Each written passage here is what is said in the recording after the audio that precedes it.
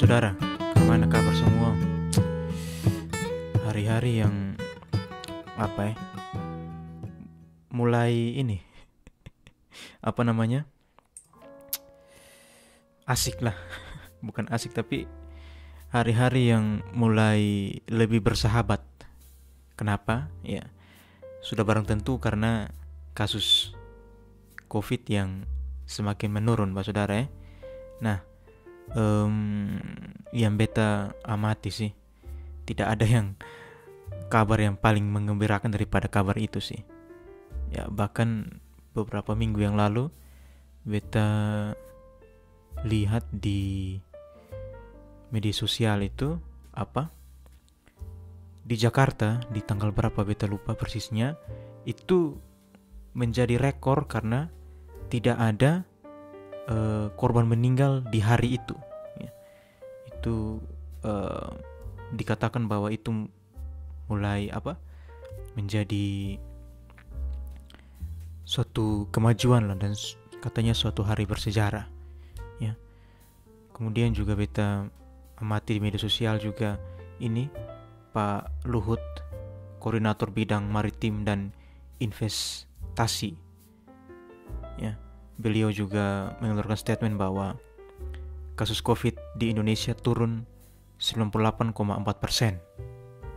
Oh, jadi sebenarnya apa sih menurunnya kenapa? Nah, beta juga tertarik dengan penjelasannya Dr. Tirta, dokter yang sangat nyentrik ya. Penjelasan dari beliau itu beta nonton di Tonight Show kalau tidak salah. Iya, Tonight Show atau Tonight Premiere. Menurut beliau kita harus berterima kasih kepada gelombang kedua COVID kemarin yang kita digegerkan dengan varian Delta, saudara.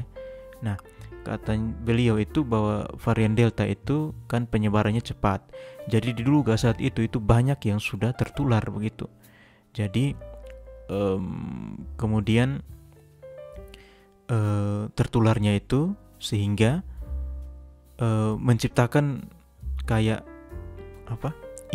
imunitas itu, maksudnya imunitas secara ini komunal, kelompok itu tercipta begitu ya. Kan kita tahu kan yang di gelombang kedua kemarin itu juga banyak yang terinfeksi, bahkan juga banyak yang meninggal.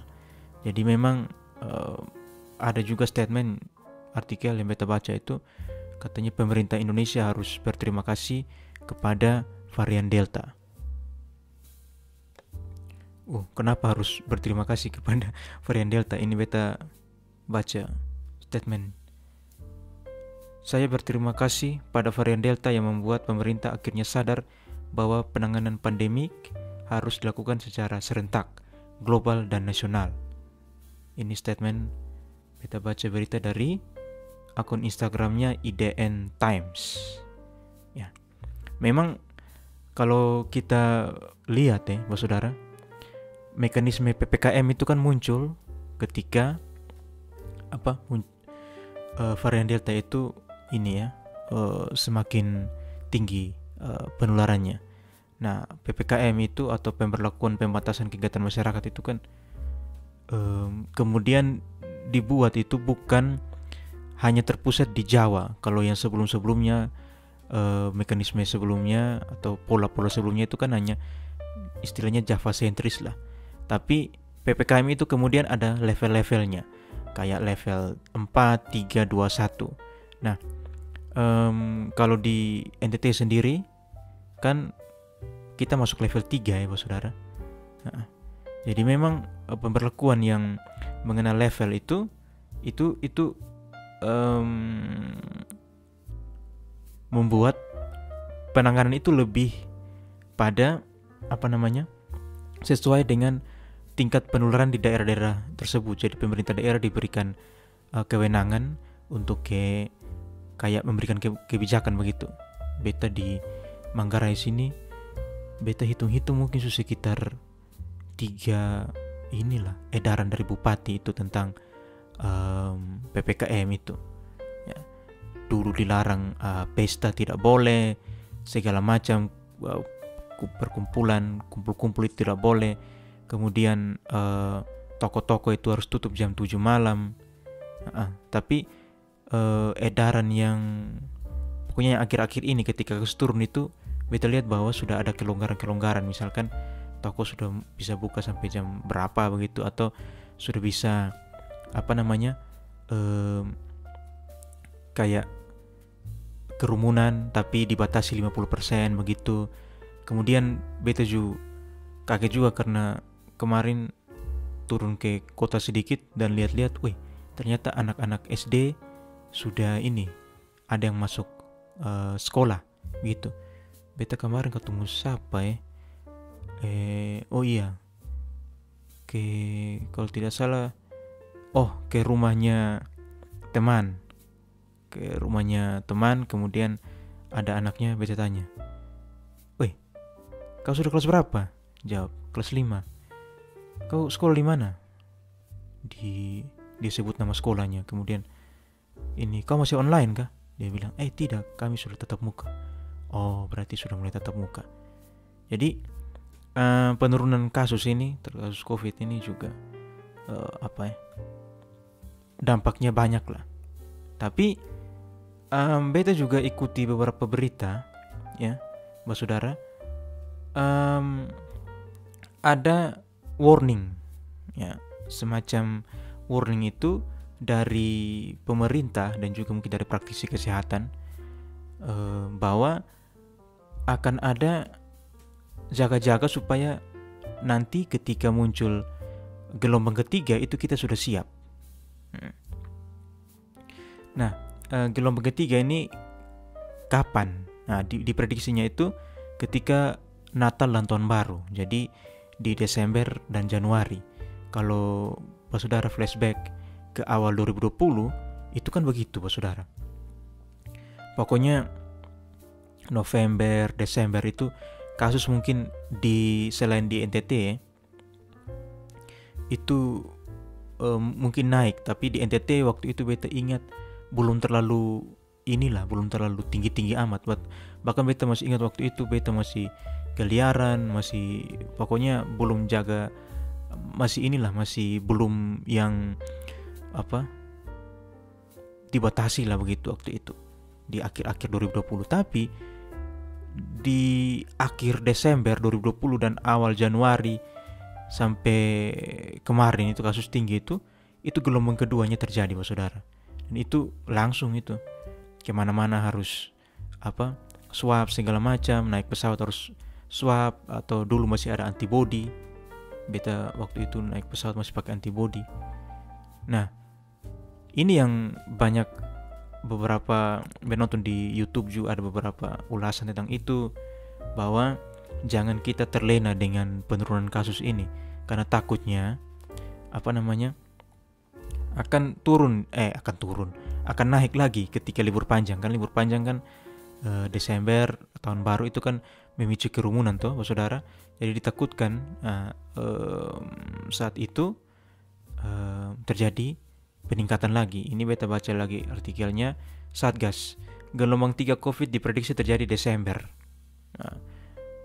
Kepala Satuan Tugas Satgas Penanganan COVID-19 Letnan Jenderal TNI Ganip Warsito mengatakan gelombang ketiga penularan virus corona diprediksi akan terjadi pada Desember 2021. Tapi Ganip yakin gelombang ketiga COVID-19 bisa dicegah. Nah, menurut beta begini Mas Saudara ya. Kenapa tadi artikel ada juga yang bilang bahwa kita harus berterima kasih ke varian Delta. Ya kalau secara penularan kan varian Delta lebih cepat ya, katanya dalam beberapa detik saja. Artinya varian Delta itu yang tadi sudah beta bilang sebelumnya, bahwa memberikan pelajaran kepada pemerintah bahwa pola yang tepat itu seperti ini, mekanisme untuk penanganannya seperti ini. Karena kita tahu Indonesia ini kan negara kepulauan, jadi memang penanganannya itu harus site spesifik untuk tiap-tiap daerah, itu tidak bisa disamakan begitu. Jadi menurut Kepala Satgas ini memang di apa diprediksi itu akan terjadi Desember gelombang ketiganya, tapi karena kita sudah tahu polanya, jadi kemungkinan besar kita lebih siap untuk penanganan ketika terjadi adanya gelombang ketiga ini, ya Bapak Saudara. Nah, tapi hal itu yang sudah hal positif yang kita dapat ya Bapak Saudara. Tapi yang berikutnya yang juga kabar gembira itu adalah tingkat vaksinasi yang semakin tinggi ya Bapak Saudara. Beta sering kalau ke kota, jadi di Manggarai sini itu ada beberapa spot tertentu yang biasa dijadikan tempat untuk vaksinasi. Beta lihat selalu ramai tempat vaksinasi itu. Nah, kalau yang beta pernah baca itu sudah 100 juta orang di Indonesia yang sudah divaksin, dan kemudian Indonesia juga menduduki peringkat pertama di Asia, di ASEAN, yang tingkat penyembuhannya paling tinggi. Nah, itu menurut beta juga suatu kabar baik buat kita Bapak Saudara. Tapi sudah barang tentu jangan bereforia dengan itu Bapak Saudara. Kemudian, beta keluar tidak harus pakai masker sah. Jangan begitu kah? Pakai masker itu menurut beta, pernah juga ada di Twitter kalau tidak salah, siapa yang tanya waktu itu, beta ikut komen, kira-kira kalau ini pandemi sudah berakhir atau sudah menjadi endemi, itu lu berani lepas masker atau tidak? Kalau beta waktu itu komen, beta bilang beta tidak berani, beta tetap akan pakai masker. Kenapa? Karena mencegah, karena istilahnya mencegah lebih baik daripada kita mengobati toh. Lebih baik pakai daripada tidak pakai, dan ya kita lebih parno lah, lebih takut begitu Bapak Saudara. Jadi tetap untuk jaga prokes, supaya inilah tingkat penularan di Indonesia semakin melandai begitu Bapak Saudara. Nah, yang gembira juga untuk pekerja-pekerja seni ini, terutamanya musisi-musisi, katanya sudah bisa untuk konser. Dan kemarin hari apa hari pokoknya beta lupa hari apa, akhirnya bisa nonton konser beta, walaupun hanya lewat YouTube sih. Dan bersyukur karena konser ini menampilkan dua performer yang beta suka juga, yaitu The Adams dan Danila. Jadi mereka kolaborasi begitu dengan satu brand minuman beralkohol, dan live di YouTube. Beta sih sonde nonton live YouTube-nya, karena waktu live itu jam 6 sore di sini. Beta masih ada kesibukan sedikit, jadi beta nonton rekamannya. Ya, meskipun 1 jam lebih sih, tapi beta rela untuk nonton karena sudah haus hiburan lah. Ya, jadi di Adams memainkan lagu-lagu yang asik sih, dan sudah barang tentu ditutup dengan konservatif. Dan itu konser, bahkan mereka pun mengakui bahwa itu penampilan live mereka pertama di luar. Ya, meskipun yang datang pun yang beta lihat para brand ambassador dari sponsor itu sih, dan kebanyakannya musisi. Tapi beta lihat bahwa ini menjadi suatu awal yang baik ya. Mudah-mudahan ke depan event-event konser atau apa begitu ya, semakin ditemukan polanya yang baik lah. Polanya harus bagaimana biar menurut beta sekarang itu tidak zamannya itu bukan lagi, atau waktunya itu bukan lagi untuk kita parno, untuk kita takut, tapi sekarang sudah saatnya untuk kita adaptasi, saudara. Jadi kalau dalam ilmu pengetahuan itu kan salah satu ciri makhluk hidup itu kan beradaptasi, saudara. Contoh, kalau dingin kita pakai jaket, kalau panas kita pakai pakaian yang lebih tipis supaya jangan terlalu panas. Nah, itu adaptasi. Dan begitupun dengan si pandemi ini. Nah, kita harus berani untuk adaptasi. Nah, adaptasinya dengan apa? Ya sudah barang tentu prokes itu paling pertama. Yang kedua, menemukan pola-pola. Misalkan mau buat event, oh berarti pesertanya harus jumlahnya begini. Yang masuk venue itu harus sudah vaksin. Ditunjukkan dengan apa? Ada Peduli Lindungi. Beta justru install sih Peduli Lindungi itu. Kan di situ kan bisa tuh kita pun sertifikat vaksin kita bisa perlihatkan begitu. Yang 1 dan 2. Dosis 1 dan 2. Kemudian itu mungkin polanya sudah divaksinasi. Kemudian mungkin kalau lebih ketat lagi, oke, sudah swab, hasilnya negatif, bisa ikut. Swabnya harus berapa jam sebelumnya atau beberapa sehari sebelumnya atau apa begitu ya. Jadi bisa diatur. Menurut beta sudah saatnya untuk temukan pola-pola itu. Beta sih iri sih saudara nonton Liga Inggris, contoh nonton bola, itu sudah full tuh stadion. Meskipun kalau kita nonton liga kayak Liga Italia itu belum terlalu full ya saudara, masih dibatasi. Tapi kayak Liga Inggris tuh sudah full saudara. Kemudian beta nonton juga beberapa konser band luar. Itu beta pikir itu ini video lama yang mereka upload, ternyata itu video baru. Lihat kemarin band apa beta lupa. Ternyata mereka baru konser dan full. Oh, Metallica yang beta nonton. Metallica sudah konser dan venue-nya full saudara di Amerika sana. Berarti negara-negara itu secara tidak langsung bahwa mereka sudah temukan pola itu. Mungkin Indonesia baru menuju ke situ karena kita baru ditempa dengan gelombang kedua kemarin yang memang semua lini pun kemudian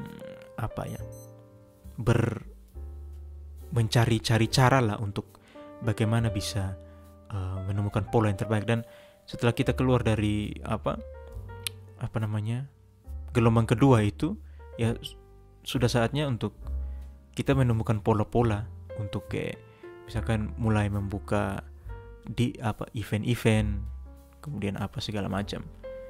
Ya, ini sih ya itu berita-berita yang kita mau bagikan ke saudara di edisi kali ini. Kalau beta sih masih membatasi diri, tapi tidak se-strict sebelum-sebelumnya. Ya. Tapi tetap keluar double masker, hand sanitizer yang gel dan yang alkohol yang semprot spray itu beta selalu bawa. Ya. Ya. Beta pikir itu bentuk proteksi supaya jangan terjadi apa-apa lah begitu. Dan itu sih saudara, pesan beta tetap jaga prokes dan sama-sama kita mendukungnya biar kasusnya terus melandai.